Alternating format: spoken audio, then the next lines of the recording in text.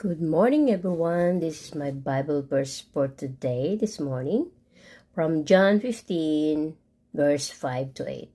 I am the vine, ye are the branches. He that abideth in me, and I'm in him, the same bringeth forth much fruit. For without me you can do nothing.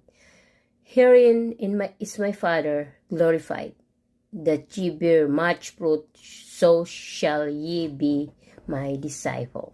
From John 15, verse 5 to 8.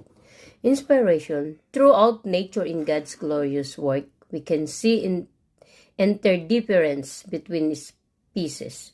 It is this basic tenet of symbiosis that John described as emanating from Christ, serving to highlight the both parties as his willing disciples in God himself require one another.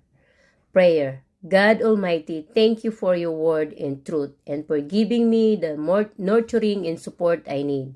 Give me today my daily bread as I promise to praise and serve thee in all I do, in all accomplish. For your glory I wish to labor so that your light might never be extinguished, everlasting flame. Remain with me now and evermore. Amen.